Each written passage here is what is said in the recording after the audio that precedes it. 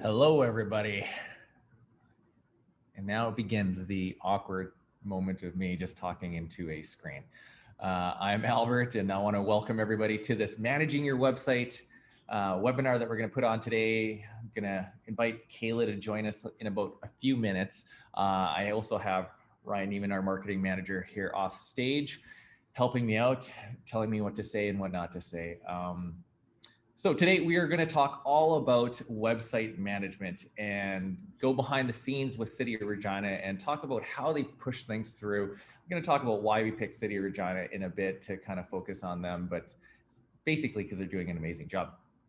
But I am also told at gunpoint and by Ryan that I have to talk a little bit about Zoo before we jump into things and set the stage. So for those of you guys who don't know who we are Zoo. We're a digital products firm here in Saskatoon. We use design thinking to drive innovation within organizations. We build modern solutions for mature industry problems.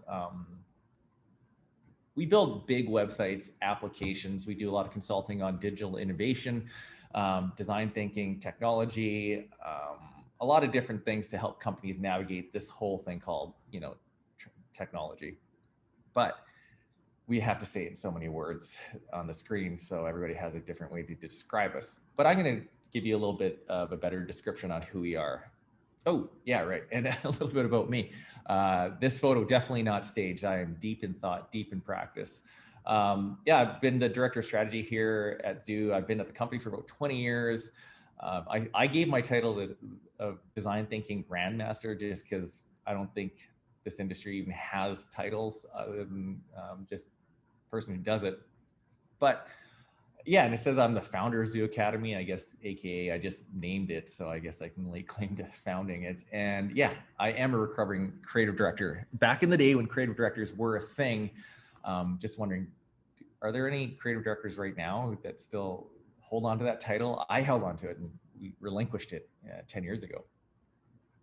Anyways, about Zoo, our mission actually is quite simple, is that we're just here to deliver transformational experiences for our clients, clients, AKA their users, the end user, and our employees. So those are the people we really care about in this kind of world. And it seems to cover off enough people so they like us in the end. If you are in Saskatoon, this is where we're located. And one day we will be all back together. We're just at the end of this whole pandemic. So hopefully by September, everybody's back in the office. It's my family. I haven't seen all the newbies yet either. More importantly, these are the organizations that we work with. Obviously, over 25 years of being in business, we've worked with a ton of different brands across Canada. Almost every brand that you can think of in Saskatchewan, we have worked with, consulted with, or built a website for. A lot of people think about Zoo as the website company. And yeah, we do big websites, content management systems, and help, launch big things like City of Regina. But we also do things with governments. We build a lot of back-end applications. We build a lot of things that have high client use or high usage that the public never sees, for example, like Government Saskatchewan sort of applications. As well as, we're starting to work with engineers because they want to design better applications or front ends for some of the sensors and the machines that they build. So these are other parts of the company and services that a lot of people don't know, but also building just standard retail application things and digital experiences is what we're sort of known for. But what we're also known for now is the approach, how to attack a giant digital project. A lot of companies really kind of struggle in this space, but so we opened up the Zoo Academy. We've been teaching for the last 5 years, just privately, but we've opened up this public institution called Zoo Academy Institution. It's probably a big name. It's just a set of courses that help organizations understand the whole process of tackling a problem, especially in the digital space. We've actually gone fully remote with it, obviously, through COVID, and pretty surprised at how successful it's been. We're using a lot of kind of web tools and shared collaboration tools that have made it really, really simple to do week-long training. In Zoo Academy, I'm really pumped to talk about the processes that we're teaching in here. We're teaching things like human-centered design. So anybody in the customer experience field or user experience field or design field or project management field, we're hearing that term a lot more often, is the human-centered or customer-centered approaches. We're also helping organizations and big enterprises understand what problem definition really means, and how many people have, or feel like you're solving a problem that doesn't even exist, or you're not even solving the problem that the customers want. We really help teach on how to figure out what the true problem is. But we wouldn't be design thinking if we weren't talking about design. And so we do a lot of things around innovation, design, ideation, and creative thinking, as well as how to build and create rapid prototypes, whether it's physical or something that has to be on a digital screen.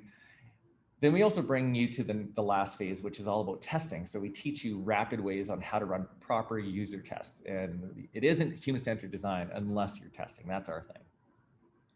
But the one thing I'm really pumped about is that our training is fun. So who doesn't want fun training? If you're going to spend, 3 to 5 days with a group of people, we work really hard to make it entertaining. So that's just a quick pitch about Zoo Academy. We do have some courses coming up. Ryan's going to put in the chat just a link to the Zoo Academy right now if you guys want to check it out. We do have a course in September, but we also do a lot of private and custom training for your teams if you're interested in that as well. But before we bring on Kayla, I want to just know who's actually out there right now, who's listening. I just have a quick audience poll or participation poll that asks this question: how your day to day is to do with your website?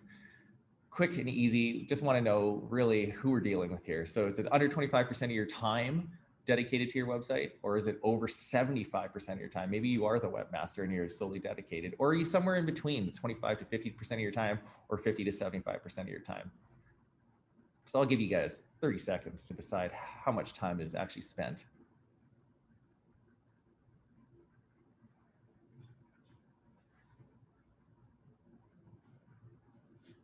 All right, let's see these results. Or do I not get to see them? Oh, there we go.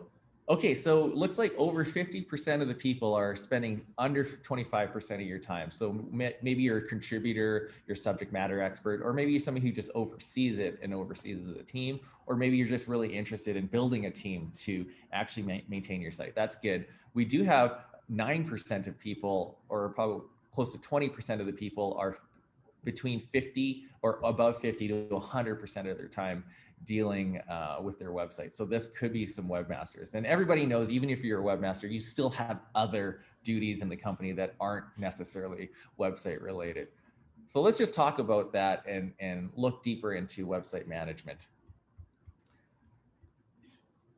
So I want to talk quickly about why we picked the City of Regina to focus in on. We've done a lot of panels that had like multiple businesses, but I just thought, I came across City of Regina after we launched them like years later, a couple of years later, to access some information. And I noticed a page that was up that we didn't necessarily tell them where it went in the architecture. It wasn't really planned. And I was like, damn, this is actually really nice. And then I started going through the whole site. I'm like, oh man, all these pages have really held together really well. Like, working in websites, if you've built websites before or managed it, you start realizing how much entropy takes over in a website, that it becomes really messy. It becomes something you need to weed every once in a while, because there's content that just gets added. You get orphan pages, you get pages that don't make sense in the information architecture. So things just get added, or else content's really sloppy. This isn't the case for City of Regina. It was pretty bulletproof from the beginning to end. And so it started making me wonder, what's their secret? What are they doing behind the scenes? How are they able to manage this massive website and coordinate? And that's why I wanted to bring on people like Kayla, who is the webmaster at the City of Regina. So I want to welcome Kayla to the mix here, and her and I are going to have a nice in-depth discussion on all the things behind the scenes. Hey, Kayla, how's it going? Hi, good. How are you? I'm really good. So before we dive in to talking about everything City of Regina, let's just give it a little background on yourself and just introduce yourself. I'm really interested in your kind of career path all the way to being this bestowed webmaster of City of Regina. Sure, yeah, you bet. So as Al said, my name's Kayla. I am the webmaster at the City of Regina. To give you a bit of background on my education, career path, I graduated from the U of R Business School, majored in marketing in 2010. Right from there, I went into the GradWorks program with our Crown Corps, and I had a one-year term at Sask Energy as a marketing assistant. So I got to dabble a little bit in everything, promotions, both internal and external, with energy efficiency programs. And from there, I moved to the Saskatchewan Construction Safety Association and spent 3 years there as their communications coordinator. It was a one-person team, so I got my feet wet in just about every single area that you can possibly think of in regards to communications, including website management and a mini website redesign. Our site was only probably 25 pages, but got to work with an agency on redoing that, which was a great stepping stone into what I'm doing now. So in 2015, I moved to the city as a market research analyst within the recreation area. And within there, I got to be a content editor for the departments working on our website. And that kind of led me into 2018, being hired on to the website redesign project as a senior communications strategist. So I got to come in to rewrite, reorganize, and build the new website, involving all the different departments and people throughout our organization in a content cleanup process and getting buy-in, creating the new site structure along with Zoo, and then building the new site up until launch. So part of the redesign project was to always create and hire for a webmaster position. And we really wanted the blend of that communications and technical know-how versus just the really technical person. So I felt like it was a really great fit, and having been working on the website for the last year and a half, I was excited to kind of apply and put my hat in the ring for that. So we really wanted someone who could be responsible for maintaining the website after it was launched, centralizing our content publishing, doing annual content reviews to keep information up to date, as well as the more webmastery tasks like being responsible for the search engine optimization, marketing, the accessibility and quality assurance of our site, all the analytics, performance, and working really closely with our IT team, not only day-to-day, but creating some future enhancements for the site. So in early 2019, just before we launched, I applied for that webmaster role and was able to continue on to launch, and have been here ever since. Awesome. That is a perfect summary of the story I was looking for. So obviously you and I never actually crossed paths as we were working on planning the site, but you came on shortly after like my role kind of ended on the project. But can you kind of give us just a little background on the story of this Regina's website? Like what did that whole journey look like? Yeah, for sure. So before we launched our new site, the last redesign we had done was in 2008. So our site was really outdated. The navigation structure didn't support best practices. We had tons of content editors. So there was a lot of stuff out of date. It just wasn't responsive, mobile friendly. So overall, not a great user experience. So that was kind of where the need arose to work on a totally new site versus just updating the one we had. So before I joined the team in 2017, our interactive communications manager, Melissa, kind of kicked things off, and she did a ton of homework on web best practices, a massive review of other Canadian municipalities and working with them to find out what's worked for them, what hasn't. Spent a good 6 months just assembling a lot of data and creating a great project team that had executive sponsorship and support, as well as management level and all the key players that were integral in getting the project off the ground. So I know Al can attest, it was a tough sell. There was a lot of need for organizational buy-in. It's a really high profile project. Our residents are really invested in what we're doing and they expect a lot from us. So it took a lot to kind of convince not only like our council, but our executive leaders, like why this was needed. So there was a lot at stake for us to deliver on our goals, which were essentially to improve the user experience. We wanted to amalgamate all of our subsites. We had 3 different subsites into one source of truth, so information was easily searchable. taking 25 different lines of business and 60 city services that were all kind of in a longly stacked left-hand navigation and amalgamating it into 7 different categories that were easy to navigate organically, making our website accessible to the WCAG AA standards, being responsive and mobile friendly, and also building the digital foundation for future development. So that's where Zoo came in to help with the process. And we created our experience principles. We did tons of user testing, created a new and organized sitemap that was based on what residents think and words they use versus our internal terminology. And from there, we made a digital content strategy, which really helped guide our decisions. So to kind of go through the content cleanup process, which was my part in the project, we worked with all the different departments and set up these kickoff meetings to get people excited about the project, to get buy-in. We would go through all the analytical review of all of their section over the last couple of years to show them what was working, what people were looking for, what people were spending time on.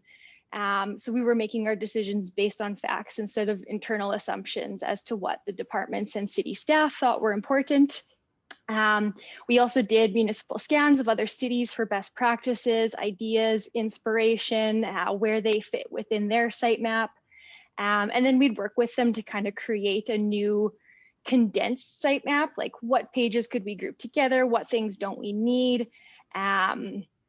We had over 2,500 pages of content on our old site. And when we launched, we'd gotten that down to 300 pages. So we took a ton of time with the departments to rewrite all of their content.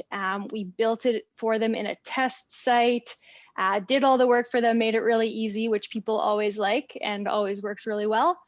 And once the departments were really happy with their newly condensed, cleaned up content, we were doing mini launches on the old site of the new content. So residents could also get used to kind of seeing what the new content was going to look like on the redesigned site. And it also gave us some time to evaluate beforehand. What were we missing? Did anything get missed in the process of coming over? Were people looking for stuff? And overall, we had really positive success with that. Didn't have a ton of stuff, and we still had time to make a bunch of changes before the redesigned site launched. And yeah, that was the content cleanup process. And another big part of the redesign was to also centralize our publishing. So to protect the work and time invested in our new site and protect the content quality, we decided to move to a centralized publishing model and get rid of almost 150 different department content editors that used to have access to whole sections of the site. We really narrowed that down into a few key people within our communications team, as well as a few key people throughout the organization, mostly in recreation, that still need to do updates that are really timely or outside of normal business hours. And that has proven to work really well for us in being able to maintain the site. And the new Regina.ca launched in 2019. Yeah, it feels like it was just yesterday, but it was a couple of years ago, eh? Yep. Yeah. Last year, again, didn't even happen in my mind. I don't want to even think that I've aged a year. Yeah. I want to bring up this thing you mentioned earlier, which was the experience principles, because it kind of made me a little giddy, because again, you and I haven't crossed paths, but yet you've referred to this document that we helped create. And I'm always happy when we create sort of things like principles that actually get used, because a lot of times people just put them on a bookshelf and it collects dust. But it seems like something like this was really important to your job. Maybe explain to the group here what it is and how you use it. Yeah, for sure. So this was kind of just a one-pager that we took to all the content cleanup meetings to give people a really big picture idea of what we were trying to accomplish and how we were going to accomplish it and why. So putting our users first, making sure that we weren't organizing content by departments, but organizing it in a way that made sense to users. We were not using city jargon. We were using words that made sense to them. So instead of solid waste, we call it garbage and recycling. That's what everyone knows it as. Responding to the community, so listening, engaging, making decisions off of what people were telling us. All the user testing was so integral in creating a site layout that was intuitive to residents. Keeping it simple, taking away tons of content like policies and things that really just make your pages super long and overwhelming. People don't like to read, and you find that they kind of read the first couple paragraphs on a page, and you're lucky if they get that far. So keeping it really simple and putting things that residents are looking for, featuring it first and foremost on the pages. Making the decisions based on research, again, using all that analytical data to really back up what people were looking for, how they were interacting with it, instead of just making assumptions about what we feel is important to be telling residents, and then always improving. So listening, making adjustments, being willing to be open to new ideas, and not just taking this and we're stuck in this and we're doing it this way for the rest of the time. We're always looking for ways to improve. And then just within that, making sure that we have a consistent tone and personality and mood on our site. We want you to feel like you're having a chat with a neighbor, not being told by an authority figure on what you should be doing or what you need to know. We wanted it to feel really friendly. So having that one person to kind of rewrite all the website content in a way that was consistent throughout was really important.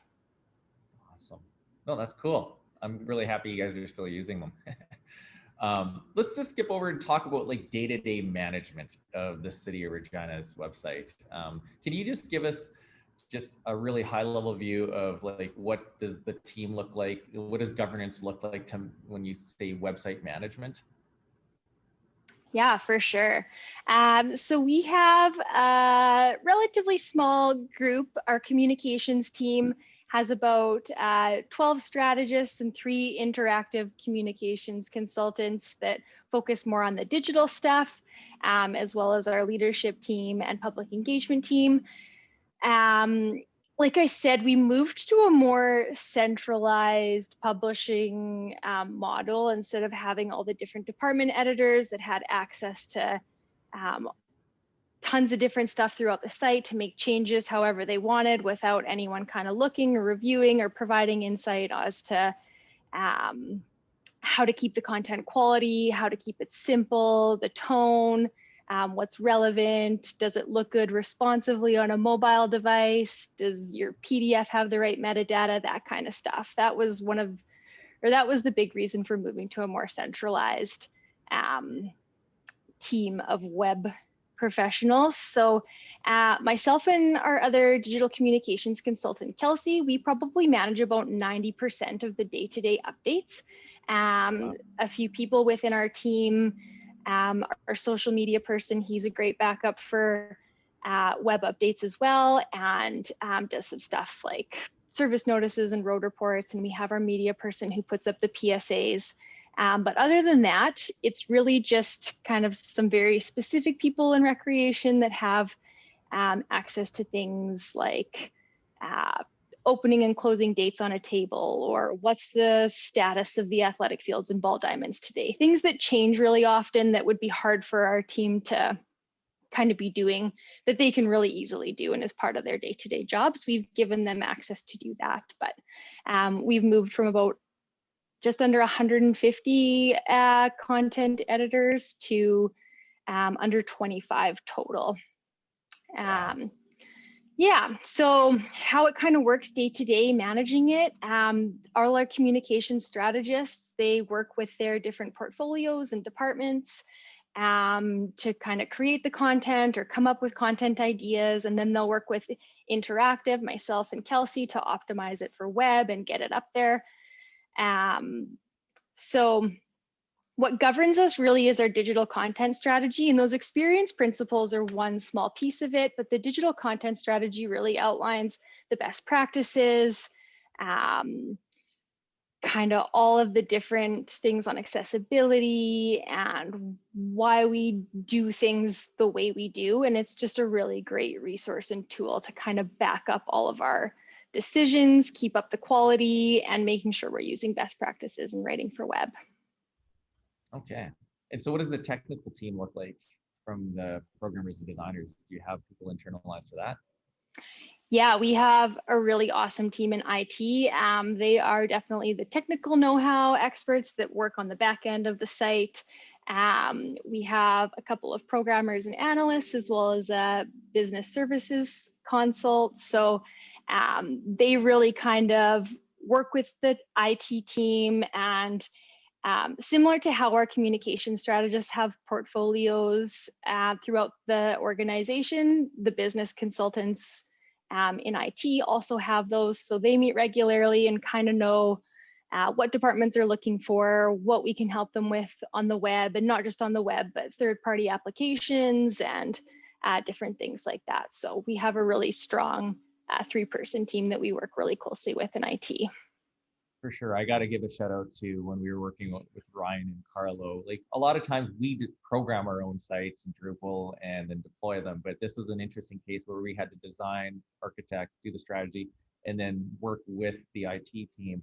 And they were so open-minded, super willing, and it was like a different content management system that we weren't familiar with, but they were assuring us that they were able to do it. And sometimes the IT over promises, but it was very, very smooth working with those guys. They were very open-minded and really willing to try to make it work on the user's end. And I think it was because you brought them in early to understand that they had an impact over that user experience. So shout out to, I know it was Ryan and Carlo, the people we were working with at the time. So awesome, Yeah. guys.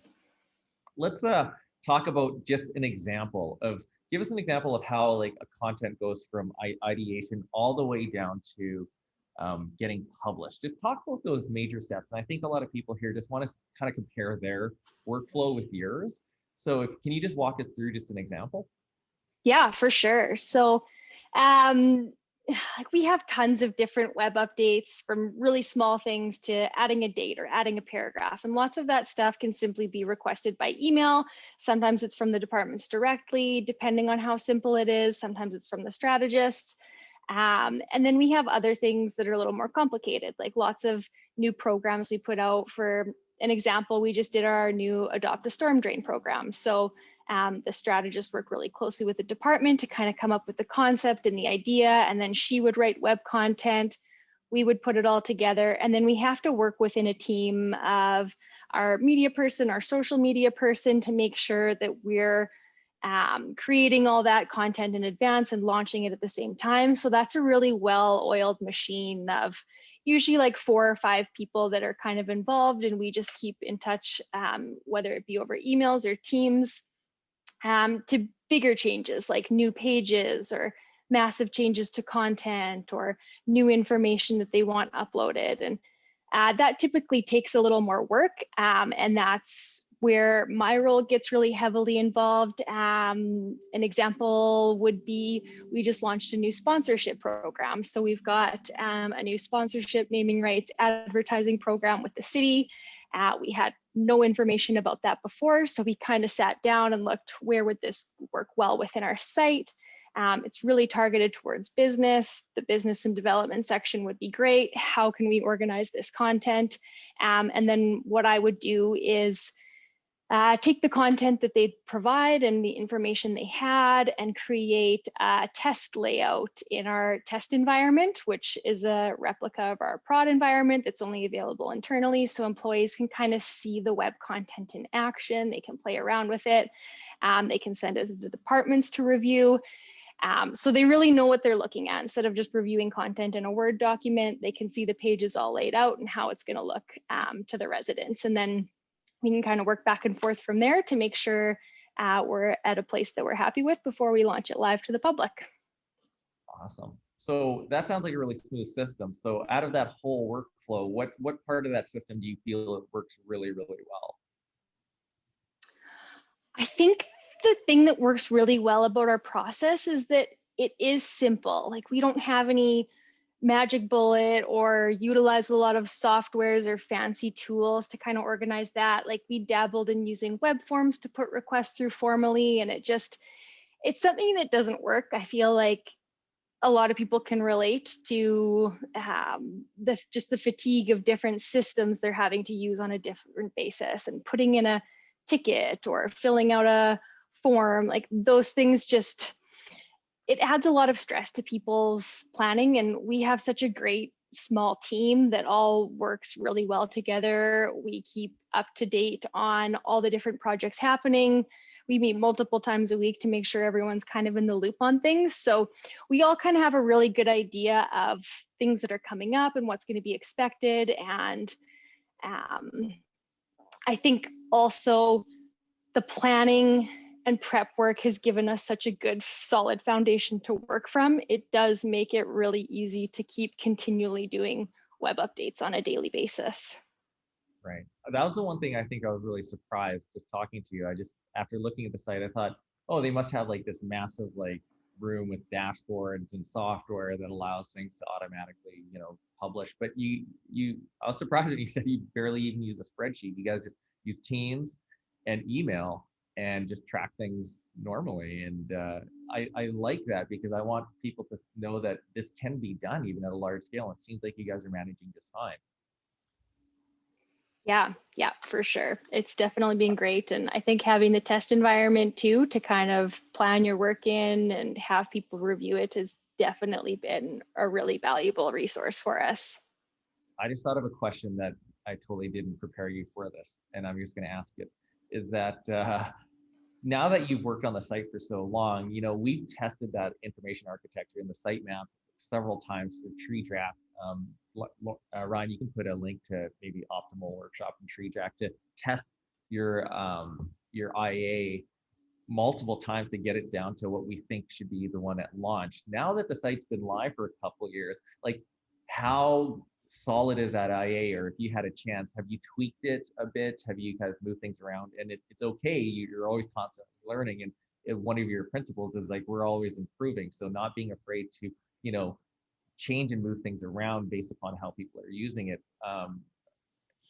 Was it pretty solid, or do you think that we needed to do a lot of work after 2 years? It's been super solid. The things that we knew that we were going to have some issues with, like building and demo permits for your home, like they could have gone into home and property, or they could have gone into bylaws, licenses, and permits. And there's a couple of those things that overlapped. And I think that like Zoo has also given us the structure where we can have related links and we cross-link back between sections. One of the really cool things is we monitor our site search, and less than 3% of our users are actually using our site search. Tons of them are navigating through the site organically. We set up a bunch of user journey tracking on high profile pages to kind of see how from our homepage people are navigating there. And usually things can be done in under 3 clicks, which is really great to see. So yeah, our navigation has been really solid. As for like the 7 main categories we started with, none of those have changed. We've added a few new things under there as 3rd level pages, but it's been a really solid foundation to work with, which I think is a big factor in our success. Right.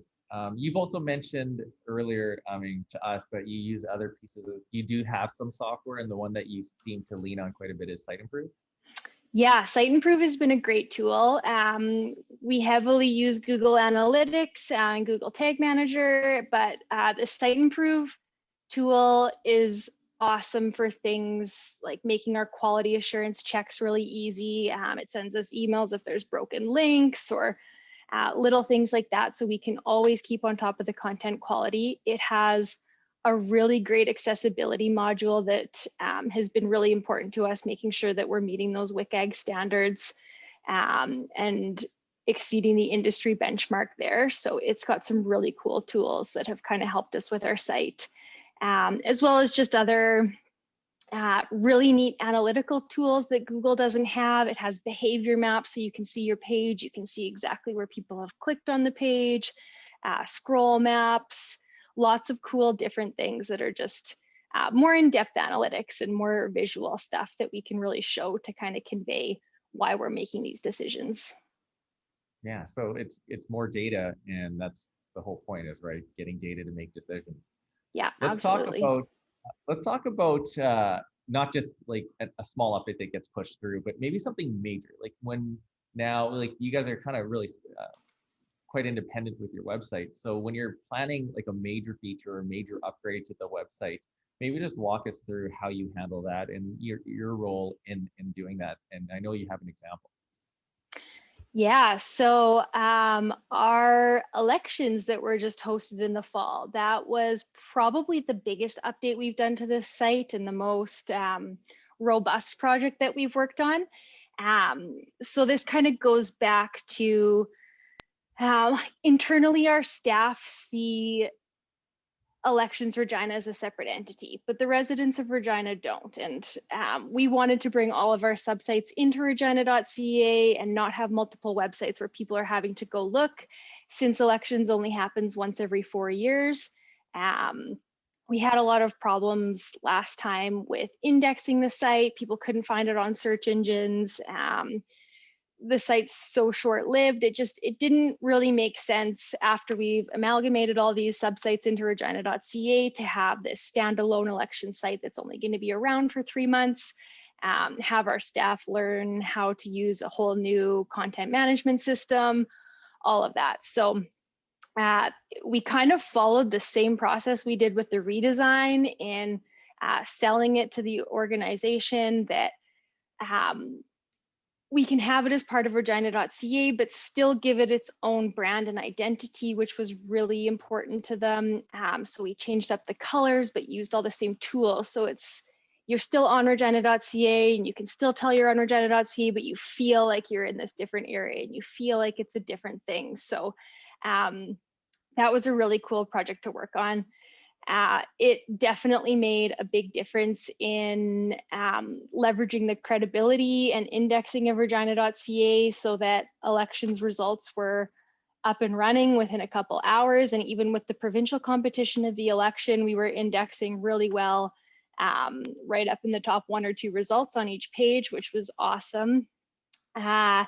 We followed the exact same content cleanup process. So we took the old site and we worked with the department. We rewrote all the pages, made it much more friendly, simplified, built it in the test environment. We did user testing with a bunch of employees, reevaluated, made improvements based on that. And some of the things that we heard from our employees about how buttons looked and how intuitive it was to click here or click there or find their way one way or another, we actually used to improve our site overall and make some adjustments. So it was really cool. We were able to maintain the integrity of the site and do something that we didn't think, it definitely wouldn't have been possible with our old site. So it was really cool to see that work. I would say having a position like yourselves in it, it's not possible to do it without like somebody who's running point on that and understands like we have a digital strategy, we have tone and language, we have principles. And so I think having a person in your position is really important to make sure that everything fits together. And again, you're like the script master, a script producer, that you want to make sure that everything follows the rules. And it is a different color, but it does feel like the site that we designed. So that's kudos to you guys.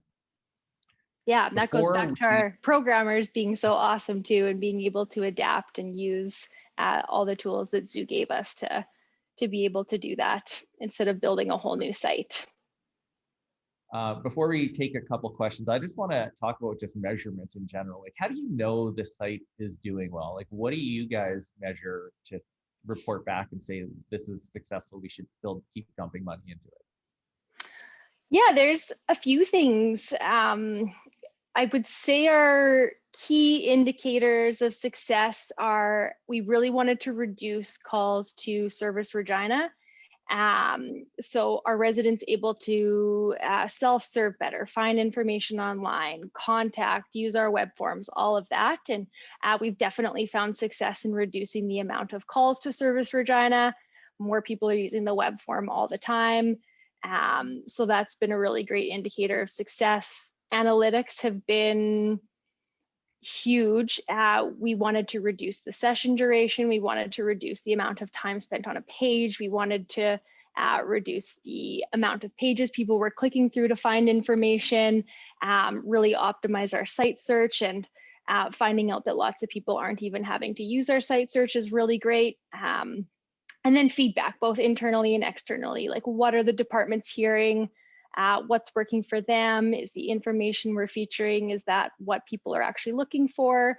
Are they getting lots of calls on things that we can fix. And we've had a ton of great feedback. So it's all been really positive, but those would be kind of our key indicators of success. This is really fun for me to listen to because obviously being in the industry for 20 years, the role of a webmaster now is so sophisticated in what you guys are doing from measurement to content to rules and best practices and accessibility. But when we first started, people were just they would grab anybody and they'd be like, okay, you're responsible for the website. And it's more like, is it up? Is it down? That's it. So it's really cool to watch the evolution to where you are very sophisticated, but still boots on the ground type of person who runs this thing. So um, we're going to take a couple questions. We have one that's all about skills and experience. So the question is, Kayla, you're going to start, a company and you have to hire a web team to kind of basically manage a decent sized website. What are the key skills, experience, and education required to optimize the individual managing this website? What would you look for? I think that probably the most important skill you could have is to be like a self-driven self-learner, someone who really seeks out information. There's tons of tools out there, but there's not a lot of formal training, and there's lots of things that you kind of have to seek out, like doing the Google Academy and like different online training tools, different newsletters you can sign up for to stay on top of things. You really kind of have to search stuff out. I found with like my education, the computer science 101 was definitely helpful in little things like formatting tables and being able to do some of that source code stuff. But I mean, overall education, that was not my focus. And I think depending on what you're looking for, like we were really looking for that less so IT component, as we have a really great IT team. We didn't need all that technical expertise. We really wanted someone more with a communications background, someone who can write for web, someone who can figure out all the different tools, has great attention to detail. Yeah, I think So that would. how about, are there any sort of resources or sort of online places that you go to that are sort of your places that you go to learn, or maybe one that really kind of leveled you up that you can kind of recommend? The Google Analytics training is great, just to get familiar with all the different tools that they have available. The Tag Manager training was really awesome. It's definitely more of a complex thing and it can take a lot of time to figure out, but we've been able to implement some really cool event tracking that we wouldn't have been able to do otherwise. Also, Site Improve has their Site Improve Academy, and they do lots of webinars and lunch and learn type things as well. Lots of stuff on accessibility, which has been more of a focus, which has been great. And then just kind of lots of reading and researching and searching out information on your own. Awesome. This last question here is funny because I want to see you kind of navigate this one, and it's what can be done to improve the swimming pool booking system on Regina.ca? So this is good because we're talking about all the good things that are happening for Regina.ca, but obviously there's so many areas that you would like to focus on. But like, let's just talk about this one area, the swimming pool booking system, and how would you improve that? So that one's a really tricky one. And this is where it's hard. And this is where we talk about how residents perceive the city of Regina versus how internally we think about it. And internally, departments still kind of function as silos, and lots of them have their own third-party applications. They've got their own software management systems, and then they're kind of integrated into Regina.ca or just linked out to through Regina.ca. So some of those projects we definitely have more of a hand in than others. The recreation area is definitely something that's always looking for improvements and always working on new ways to do it. Right now, they're kind of at the limitations of their software. So that is definitely a challenge, but it is something that the city's focused on. And that is what we have for plans for the future with Regina and digital We want to be able to have a more one city, one team approach and kind of enhance the user experience by creating more integrated services and streamlining these third-party solutions. And how could we do it in a more efficient way than having 5 different logins for property tax and e-bill and registration for recreation programs, that kind of stuff. And that's the story of the webmaster, eh? Like no matter what, people will come and complain about, or not complain, but just point out something. But you're 5 steps ahead. You know exactly what parts of the site are the weakest. Obviously, knowing the analytics, but it's just a matter of justifying it and knowing it takes you have to do 5 steps before you can even change the front end experience, because it's typically in a different database, a different software that's going to be upgraded. We deal with that all the time. It's so easy sometimes to just look at something and just say, oh, that's terrible, it needs to be improved. But it's like, where does it lie in the priority? What is the backstory on the technology? Who's going to maintain this new thing? Do we have the budget for it? And it's probably frustrating with the City of Regina, because I always said the size of Saskatoon, which we also built, and Regina, we're the size, unfortunately, this unfortunate size. We're not like the size of Toronto, but we have all the services and amenities of a city the size of Vancouver and Toronto, but we just don't have the budgets or the team sizes to do it. But we still have to provide a base minimum web experience to do so many services. So it's a challenge, but hopefully it's gotten better in the last few years for you guys. Yeah, for sure. Awesome. Well, I promised that it was going to end at 12:50, and it is 12:51. Kayla, I want to say thank you for participating in this. Hopefully everybody out there got a good glimpse of how you guys operate. I just want to say that it's very slick, but also really comforting to know that you guys are still doing a lot of the boots on the ground and a lot of the handwork yourself, and not everything is automated. So thank you again, and you guys keep doing what you guys are doing. And you are like if we had to sculpt a perfect webmaster, you would be it. So awesome. Thank you. I appreciate it. And thank you for having me. No problem. Just in closing, just want to share with everybody that yes, we still are training. So we do have an upcoming course on all of this stuff that we just talked about in September.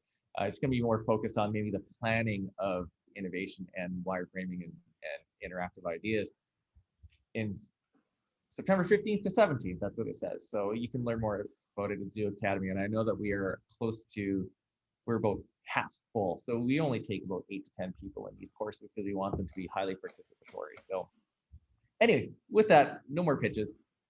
Thank you guys very much for joining this version of the Zoo webinar. Thank you again to our guest, Kayla Famer from the City of Regina, and we will see you guys soon. And please subscribe. There's no area that I can point to, but if there was a button to subscribe, we would tell you to do it. Anyways, thank you very much, and see you guys later.